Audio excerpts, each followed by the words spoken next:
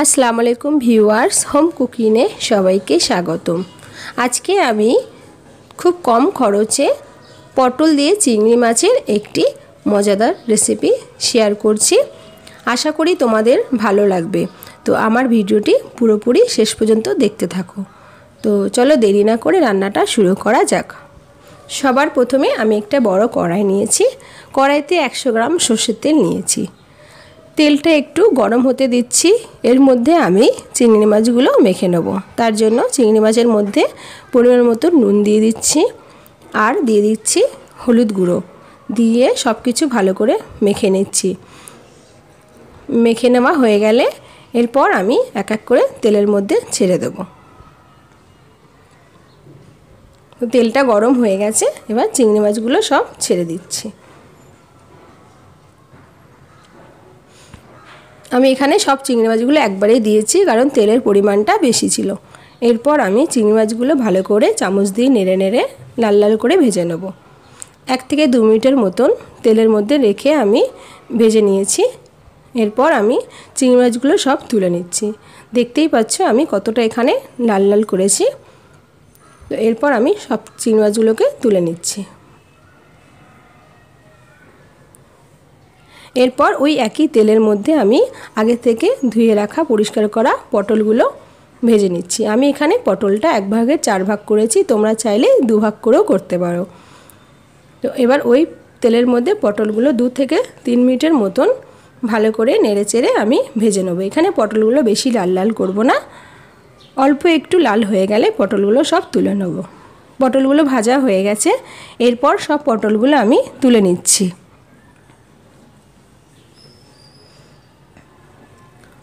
পটলগুলো তোলা হয়ে গেলে আমি এখানে 2টো বড় সাইজের আলু কেটে নিয়েছি।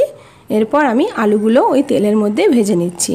যেহেতু এটা হলুদ হচ্ছে, কারণ আমি চিংড়ি মাছে যে হলুদ আর নুনটা দিয়েছিলাম ওই তেলের মধ্যে আমি আলুগুলো ভেজে নিচ্ছি, সেই জন্য আলুগুলোর কালারগুলো হলুদ হয়ে যাচ্ছে। তো এরপর আমি আলুগুলোও আমি 1 মিনিটের মতন ভেজে নেব। এইভাবে প্রত্যেকটি জিনিস আমি এক এক করে ভেজে নেব। আলুগুলো ভাজা হয়ে গেছে, এরপর আলুগুলো সব তুলে নিচ্ছি। এরপর কড়াইতে আর একটু তেল নিয়ে নিচ্ছি, আরও 50 গ্রামের মতন সর্ষের তেল ব্যবহার করছি। তেলটা একটু গরম হলে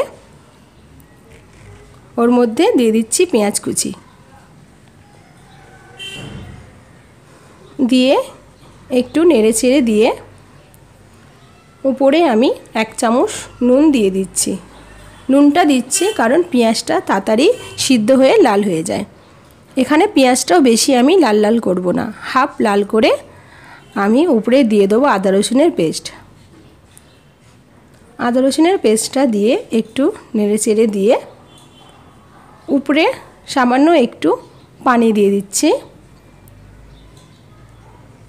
পানি দিয়ে আমি এরপর আদা রসুনের পেস্টটা 2 মিনিটের মতন ভেজে নেব, যাতে আদা রসুনের কাঁচা গন্ধটা বেরিয়ে যায়। ভালো করে এবার ভাজা হয়ে গেছে। এরপর ওপরে আমি দিয়ে দিচ্ছি টমেটোর পেস্টটা। টমেটোর পেস্টটা দিয়ে আমি আরও 1 মিনিটের মতন টমেটোর পেস্টটাও আমি ভাজা ভাজা করে নেব। টমেটোর পেস্টটা ভাজা হয়ে যাওয়ার পরে আমি উপরে দিয়ে দিচ্ছি 2 চামচ হলুদ, 2 চামচ জিরের গুঁড়ো, আর দিয়ে দিচ্ছি 2 চামচ লঙ্কার গুঁড়ো। দেওয়ার পর আমি সবগুলো মশলা আরও 1 মিনিটের মতন ভেজে নেব। তোমরা তোমাদের ঝাল পরিমাণ মতন ঝালটা ব্যবহার করবে। দিয়ে 1 মিনিট ভালো করে নেড়ে চেড়ে নিয়ে সামান্য একটু পানি দিয়ে দিচ্ছে, যাতে মশলাটা তলায় লেগে না যায়। দিয়ে ভালো করে চামচ দিয়ে এইভাবে আমি ঢাকনাটা ঢাকবো না, ঢাকনা ছাড়াই মশলাটা ভালো করে ভেজে নেব। এরপর এর ওপরে দিয়ে দিচ্ছি কাজু বাদাম ও পোস্ত বাটার পেস্টটা, দিয়ে ভালো করে নেড়ে চেড়ে নিচ্ছি। মশলাটা কষানো হয়ে গেলে ওপরে আমি দিয়ে দিচ্ছি পটল আর ভেজে রাখা আলুগুলো। দেওয়ার পর সবগুলোকে একসাথে আমি কষিয়ে নেব। এখানে আমি ভালো করে 1 থেকে 2 মিনিটের মতন সব মশলা পটলের কষিয়ে নিয়ে উপরে আমি সামান্য একটু পানি দিয়ে দিচ্ছি। পানি দিয়ে আমি 5 মিনিটের মতন ঢাকনাটা ঢেকে আরও ভালো করে মশলাটা কষিয়ে নেব। 5 মিনিট পর ঢাকনাটা খুলে মশলাটা আমার প্রায় কষানো হয়ে গেছে, আর একটু বাকি আছে। তো আমি চামচ দিয়ে ভালো করে নেড়ে চেড়ে আমি যতক্ষণ না তেল ছেড়ে দেয় ততক্ষণ পর্যন্ত আমি কষিয়ে নেব। এইভাবে মশলাটা যত ভালো করে কষাবেন তত রান্নাটাও খুব সুন্দর হবে। তো দেখতেই পাচ্ছ এরপর আমার তেলটা ছেড়ে দিয়েছে মশলা থেকে। তো আমি আরেকটু ভালো করে নেড়ে ছিঁড়ে এরপর ওপরে ঝোলের জন্য আমি পানি দিয়ে দিচ্ছি। এখানে আমি 2 মগ পানি ব্যবহার করছি, তোমরা তোমাদের ঝোল অনুযায়ী পানিটা ব্যবহার করবে। এরপর সব কিছু মশলাটা ভালো করে একটু নেড়ে চেড়ে দিয়ে আমি 10 মিনিটের জন্য ঢাকনাটা ঢেকে দেবো।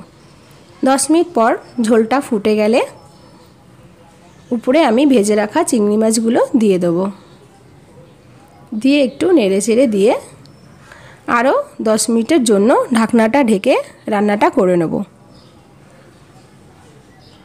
10 মিনিট পর ঢাকনাটা খুলে আমি নুনের স্বাদটা চেক করে নিচ্ছি। নুনটা এখানে আমার কম মনে হলো, সেই জন্য আমি নুনটা ব্যবহার করছি। দিয়ে আমি 5 মিনিট আরও ঢেকে রান্নাটা করে নেব। 5 মিনিট পর তোমাদেরকে দেখাচ্ছি রান্নাটা কেমন হয়েছে। তো দেখতেই পাচ্ছ বন্ধুটা রান্নাটা কেমন হয়েছে, ঝোলটা কত সুন্দর গাঢ় হয়েছে, আর এটা খেতেও খুব ভালো। আশা করি তোমাদের ভালো লাগবে। যদি ভালো লাগে আমার চ্যানেলটিকে অবশ্যই সাবস্ক্রাইব করে রাখবেন।